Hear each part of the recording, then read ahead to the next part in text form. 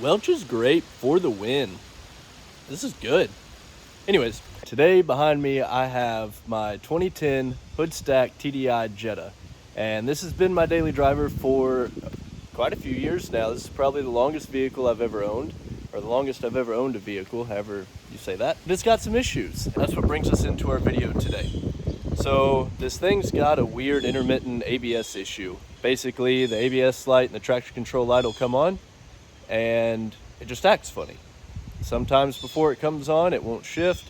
Sometimes after it comes on, it wants to go into a false neutral. So while it's still drivable, and it's probably been like that for a year because I just haven't had time to get to it, nor have I really had the care. I hate to say that because I do love this car, but you know, other things get in the way that are a little bit more important. But basically, you can see right here, we've got the traction control light, the ABS light. That's what we're working on today. I'm not worried about the check engine light. That's just a glow plug that we need to get to eventually. And this light is because we have LEDs in our side marker lights.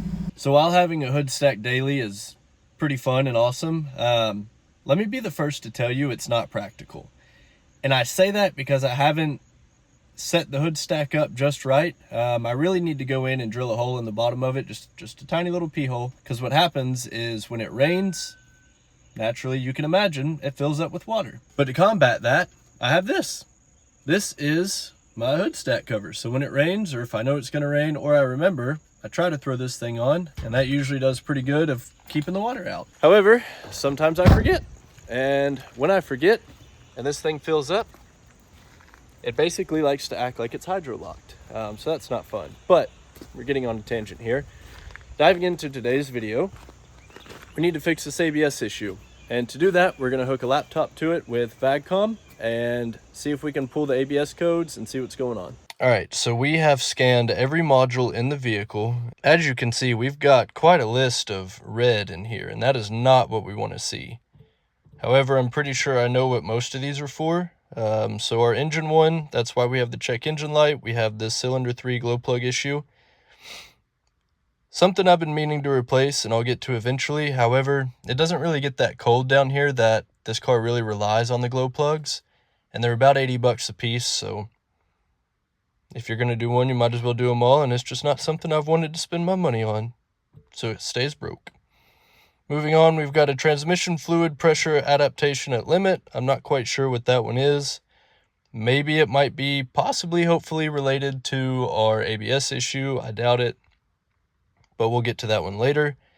Here's the main bread and butter that we're looking for. So this is our ABS module, and these are the faults that it's reading. It's got 4 listed in here. The first one's going to be a supply voltage, terminal 30, lower limit exceeded. Not quite sure what that one means, to be honest with you. Moving on to the second one, we've got a ABS wheel speed sensor, rear left, electrical fault in circuit. So that could be a short in the wire somewhere, or the sensor itself is shorted out. We've got a wheel speed sensor rear left mechanical failure. That leads me more towards the sensor, hopefully, because that's a quick, easy swap. And last but not least, we've got rear left again with implausible signal. So I'm still unsure there if that's sensor or if that's possibly just a short in the wire, but I'm gonna lead towards sensor. Now, I hate to be the one to just throw parts at something. I really usually like to completely diagnose it and figure out exactly what it is, so I'm not wasting my money or my time. I don't want to just, throw things at it and hope that fixes it. So I personally like to diagnose things. However, I don't necessarily have the right tools to be able to completely diagnose this, so we're going to throw parts at it today. And the first part we're going to get is just a new wheel speed sensor. But before we do that, we're going to tear the back left wheel off the car, pull the sensor out, and just take a look at everything and see what it looks like, and then kind of go from there, because that could tell us a whole lot more than what the computer's telling us. We could pull it out, the sensor could just be completely, trashed, and then we would know, hey, it's probably a sensor. Or, on the flip side, the sensor could look great, and then we may have to trace some wires or something like that. If it is in the wire itself, hopefully, we'd be able to see a nick or a tear somewhere of where it could be shorting out. Again, this is a very intermittent issue. It does come and go a lot. There's some days I get in this car and it never comes on. And then there's other days like this morning where this thing, like every 10 minutes is like, hey, ABS error, hey, ABS error. So it has its days where it's annoying, and we're gonna fix that today.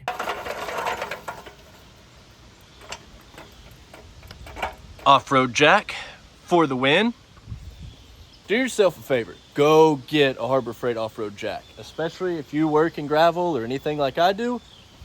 Lifesaver, buddy, lifesaver. This thing is awesome. However, don't expect to be able to turn it. It does not turn. But, you know, there's gonna be ups and downs and pros and cons to things, but overall, stupid awesome jack. Like, this thing is great. Works great for the Razor, which actually I'm gonna use it on that one here soon, and works great for stuff like this, where you're out in gravel and you don't wanna roll, you know, one of these loud, obnoxious, noisy things. Get one of these.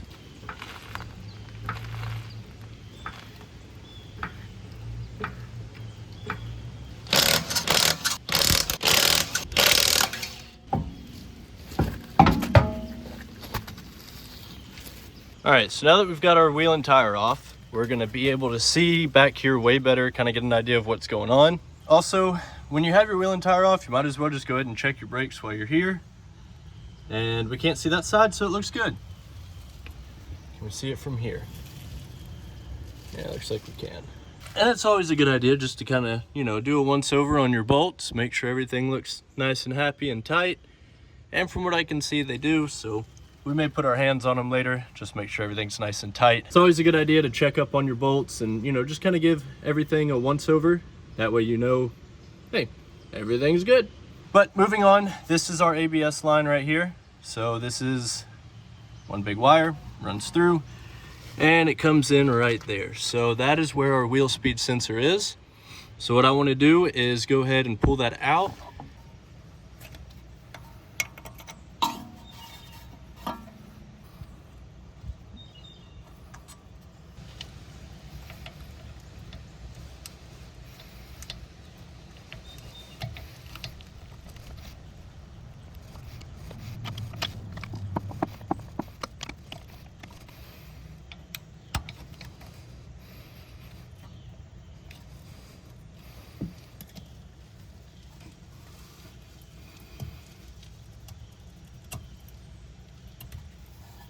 Wow, that sensor was in there, man. I had to really persuade that thing to come out, but this is what it looks like. So we'll come down here and see if we can get it to focus.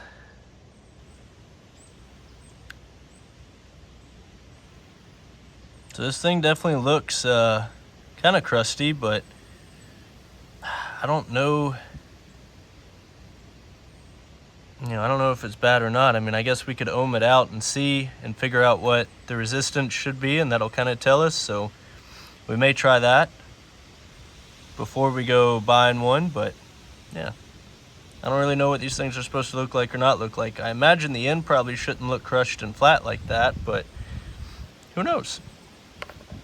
All right, so I've tried ohming out the sensor. I've tried ohming out the wire harness, just to see if maybe we've got a break somewhere in the wire harness or if the sensor is bad. However, I cannot find anything online that tells me what the resistance should be or the range that it should be. So unfortunately, I think we're just gonna have to get another sensor and try that out.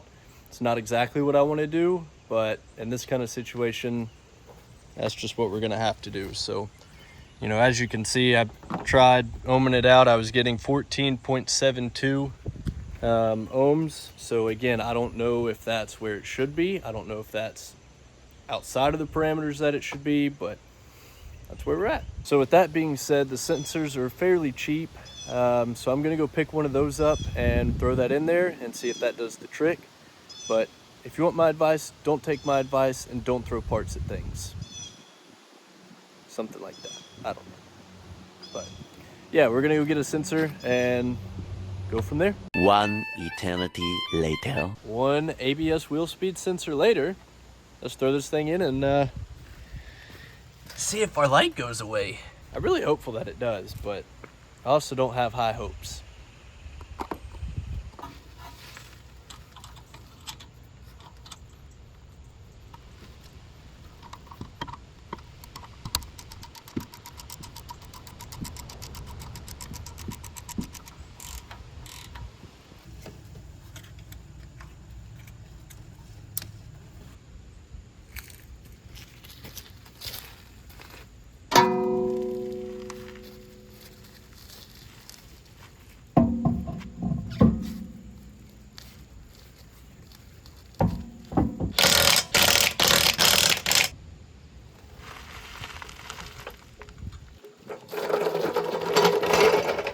So we got our new wheel speed sensor in, we got everything hooked back up, we've got our tire back on. So now the true test is gonna be, is our light still here? I'm gonna crank this thing up. I'm not gonna remove any codes or erase any codes or anything like that, because I want it to go ahead and, you know, fix itself. So let's see what it does after we drive it.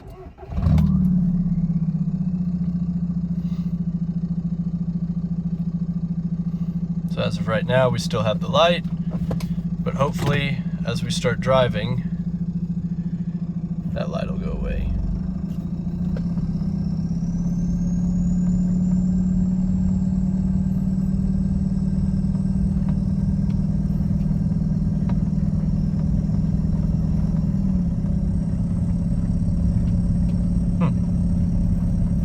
Hopefully that was it.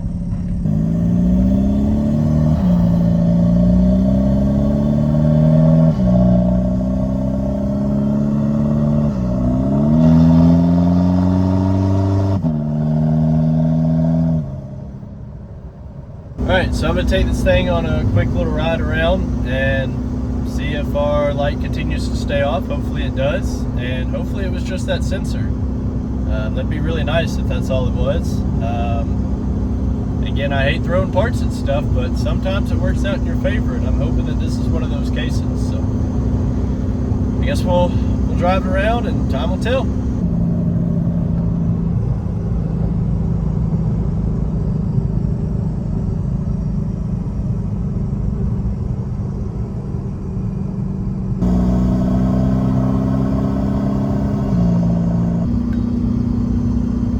Dang it, dude, I think that did it. I think that ABS sensor is what fixed our issue. We drove this thing about 10 miles, and so far the light has not come back on. And just to recap, we swapped out our ABS sensor. As per the codes we're showing, it was the rear left. We did not clear any codes. We left everything exactly as it was when we looked them up.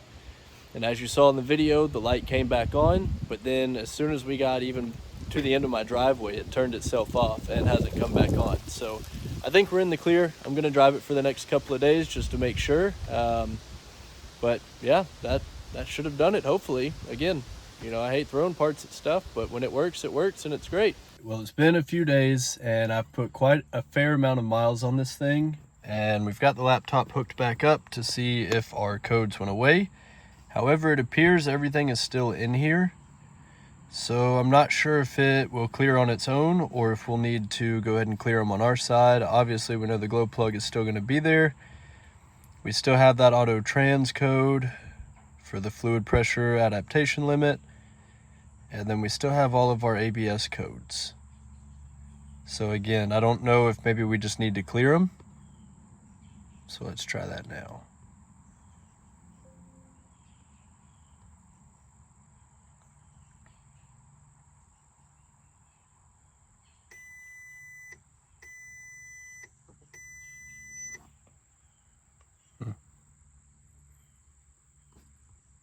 Let's refresh this and reread all of our parameters. So I'll let it go through that. All right, and coming back, we've got our engine, our interior stuff that was already there. A lot of this is for the radio since the person before me had put an aftermarket radio in it. But it looks like our ABS issue is gone. I don't know whether to be mad, sad, happy, or glad. You know, if it was just an ABS sensor, that's awesome. I'll take it. But that's going to do it for today's video. I appreciate you guys watching. And if you haven't already, like and subscribe. And hopefully I'll see you next time.